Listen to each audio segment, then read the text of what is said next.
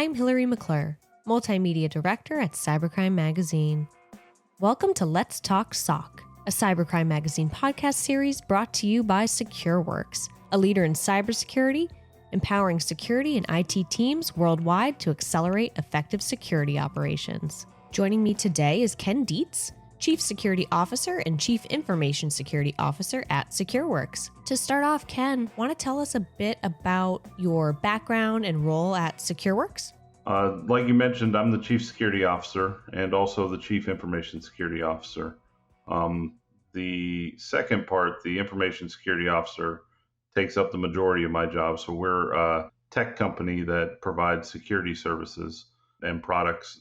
And my job is to make sure that our products and our employees are as safe as possible while delivering those services to our customers. Ken, I think a great topic for us to discuss today is investing in cybersecurity. And I think a great place to start, correct me if I'm wrong, but is with the question of how can businesses quantify cybersecurity risk in a way that guides investment decisions? We hear this a lot from folks. So that's a tough question for businesses to answer.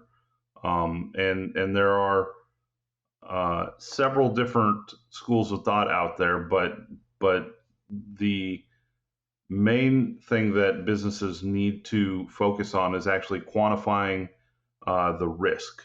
So once you have a good formula for how you're going to quantify the risk to the business and how much potential loss is on the table, then that can kind of guide investments in those areas. So an example of that, there's a methodology called the FAIR methodology, FAIR, and there's a FAIR Institute out there where they have a method that tries to get the amount of loss down to a dollar amount and measure the likelihood and the impact of a cyber event. And that's a great place to start to try and quantify what your type of investment should look like. Okay, that makes sense. Putting dollars to things definitely helps quantify for folks who maybe are a little less, like we hear a lot from other CISOs as well, like C-suites and boards can have a hard time quantifying risk. But when we put things into dollars, somehow it speaks to everyone. Everyone understands that language. Yeah, it is very hard. So I'd say normally right now, the majority of the industry, we do a very qualitative risk assessment. So a lot of folks in my position will talk to their boards or their leadership and try to tell them this is a high risk, but sometimes it's not clear what that means. So trying to put that in terms of dollars and say, well, this is a high risk, which means we could potentially be impacted, somewhere in the range of $10 million. And it's more likely than not going to happen over the next 2 years. And that really brings it home and lets them know, okay, how much do we want to invest to avoid potentially $10 million of impact over the next 2 years, right? That makes it easy to start to have those conversations. Yeah, absolutely. And then I guess from there, how, everyone wants to get a return on their investment, of course. So how can organizations measure the ROI of their security investment? I know that's another potentially challenging thing for folks to overcome with teams. Yeah, it is a very challenging. So there are very discrete things you can do. So when you are looking to implement something new in your security program and setting out very clear goals for that program, so you can measure, did we meet those goals? Did we not? But again, if you do a good risk assessment and you know where you want to be at on the likelihood and the loss curve, right, you can measure that over time and say, here's where our overall risk is at, and here's where our investments are keeping this risk despite the changing landscape or the growth of the business or the change in our technologies. And that's one way to measure it. The most popular way would be the goal-based way to measure. Here are the 10 goals we set forth in this program over this time we want to achieve. Did we achieve them?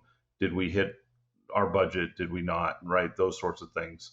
The main difficulty with showing ROI is you can't really prove a negative, right? So it's hard to prove how much impact you avoided by having a good program. You can always point to other places in the industry that had really big impacts and say, well, we didn't look like them. Even if you're investing a lot, the likelihood is never zero, right? And the impact is never going to be zero. So you could always have a big impacting event. But the question is the program performing where we think it should be?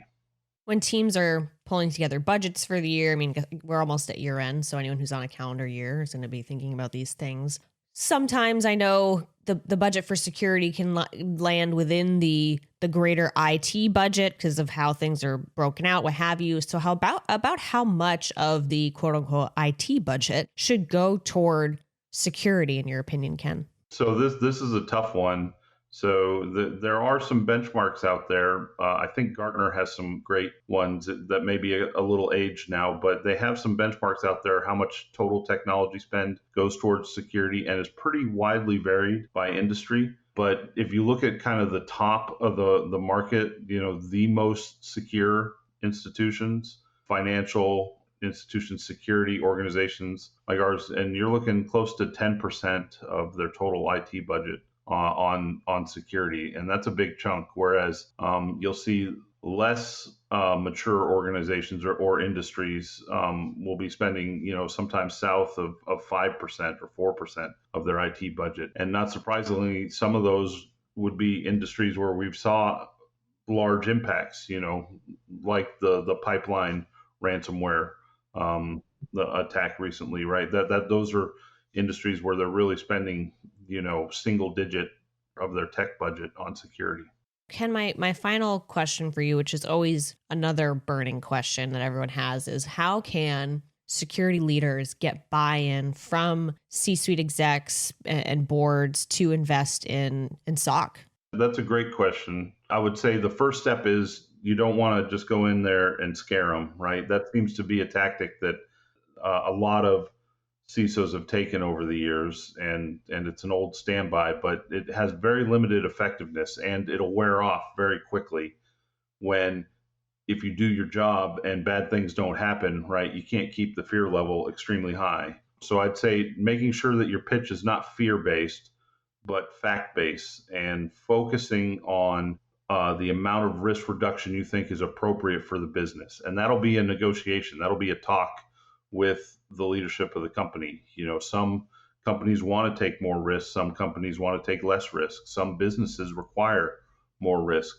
And as long as you are having a risk-based discussion and you're talking about the amount of risk the organization should carry and the amount of investment the organization should make to control that risk, you're going to be much more successful than just trying to scare them and say everything's bad, give me as much money as possible.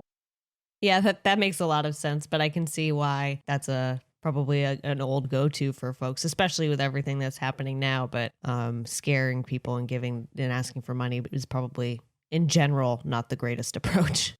And it usually works, the first time you do it. To me, it doesn't really have legs, right? It's not sustainable. And eventually the business is going to come back and say, are we really making the right investments here? You've been scaring us for 3 years. We've been pouring money into this program. Is it worth it? We have other things we want to invest in and do as a business. Ken, those are all the questions I had for our conversation today. And I just really appreciate you taking the time to come on to the show and share with us your expertise. And I really enjoyed hearing your perspective on everything. I know you're seasoned. So thank you so much. Really enjoyed the conversation. My pleasure.